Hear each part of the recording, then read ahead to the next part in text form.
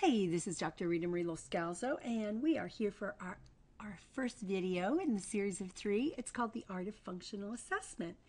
And functional assessment is a way of you basically playing detective with your client so that you can dig deep and understand why are they feeling the way they feel?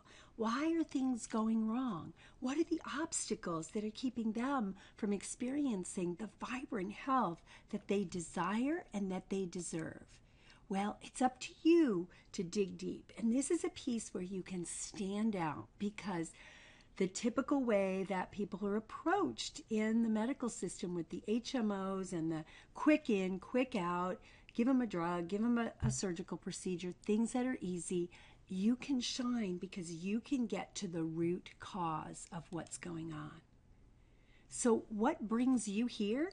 Well, I know that you're committed to helping people achieve vibrant health. That's why you're a holistic functional health coach.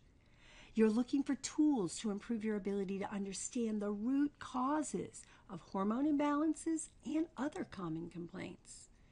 I know you'd really like to be able to confidently assess your client's nutritional status using the best of science and ancient healing wisdom.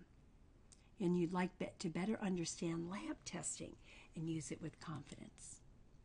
And in addition, I know that you'd love to have a waiting list practice, not because you're a great marketer, but because you're known for getting results. And that you're ready and you deserve to make a good living doing what you love and really helping others to do the same. And by learning to find the nutritional gems even most doctors miss in routine assessments, you get excited. It turns you on. It's your thing. So let's look at the 4 pillars of a functional assessment. We've got the historical data and what I call the scorecards, ways of looking at a person's symptoms and summing up the different scores in each of the areas so you know where the core problems lie. Physical exam, and you may or may not be licensed to touch people, but there are ways to do physical exam, and I teach people in my coaching programs, in my practitioner coaching programs. There's the traditional physical exam, which looks for pathology, and then there's functional testing, which uses reflex points and functional tests. Then there's in-office and at-home lab testing. So there's the blood testing where you can have the person's blood drawn, or there's different parts of them and different secretions, so to speak, saliva, urine, poop, that you can be testing to find out their nutritional and functional status. And hair is another one of those. And these are ways that you can look in and see the function. You're not interested in just finding out if they have a pathology. I know that you want to find out what's going on, and you know the importance of that. And that's what I'm here to show you. So let's look at what a functional assessment really includes. You have to have what I call ninja history taking and interview skills. Not the typical, oh, so where does it hurt? Oh, okay, how long has it been hurting? But really digging in to what are the underlying causes, how long it's been going on, what are the family factors. There's so many pieces of this. And we'll go through it a little bit more in the webinar, and I go through it way more in my practitioner programs that I teach.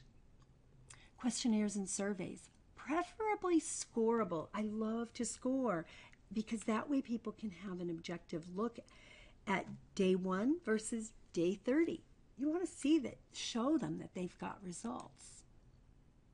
Questions that include all aspects of their health, their diet, their environment, habits, exposures, stresses, past history, dental, sleep, diet analysis, and session check-in forms. Every time you speak to them, it's a good idea to get them to fill in some sort of journal, some sort of a status update. Functional physical exams, all those different aspects of the body. Nutritional imbalances show up on their body, and you need to learn how it does. Traditional Eastern body diagnosis is pretty cool. Tongue diagnosis, looking at the nails, looking at markings on the body. All of these things go into a functional assessment. Looking for nutritional deficiencies as physical clues, like things like the goose flesh on the back of their arms, white spots on their nails, and so much more. And then blood chemistry analysis. And again, that's just not a matter of looking at a blood chemistry from the lab and saying, okay, these are the things the lab says are abnormal. These are the things we work on. Because the lab ranges aren't quite right. And there's subtle signs, and there's looking at patterns that makes all the difference in the world. And those are skills that I would love you to learn. And finally, all the functional lab tests. Things like saliva, urine, hair, and stool. Now, you don't have to do these necessarily on everyone, but I'd like to teach you how to know who to do these on and when you do them to make a difference in your care of the person. So let's look at a few of the lab assessments that you've got available to you. There's adrenal testing, usually done by saliva. Digestion testing, guess what? Usually done with the stool. Immune system testing, which can be done mostly via blood, but there are other ways to do it via saliva.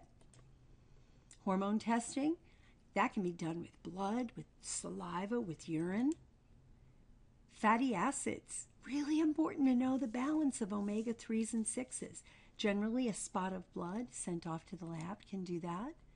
Organic acids, which are metabolic intermediates. When you look at organic acids, you get a glimpse inside of what's going on. Amino acids give you an idea of the protein structures, the hormone precursors, the neurotransmitter precursors. You can measure neurotransmitters themselves. You can look at hair for signs of mineral imbalances and toxic metal excess. You can do metals testing in the stool, in the urine, or in the hair.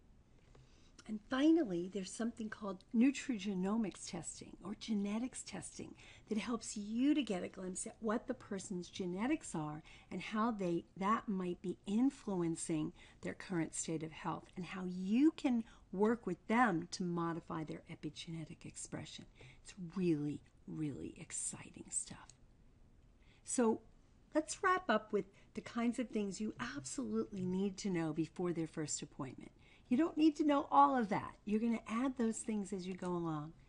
You want to have a basic health questionnaire, right? What's going on? How long it's been going on? What are their signs and symptoms? Any medical records, if applicable. Goals, absolutely critical. A ready and willing evaluation. How ready and willing are they to make diet and lifestyle changes? Not everyone is. And if you can determine that right on the first appointment, you'll be able to save both of you lots of time and them money and you frustration working with somebody who's just not going to do the work. A diet diary is super important. You want to look at what are they eating. If they come in with a pristine diet, you know you got your work cut out for you looking for the underlying clues. And that's where all those other tests come in handy. But if they come in and they're eating Twinkies and drinking Coke and smoking cigarettes, you know that you're going to be able to see major changes in their health as long as they're willing to make the changes in their diet and lifestyle. So I hope you enjoyed this, and be sure to download your free gift. You're going to really enjoy that.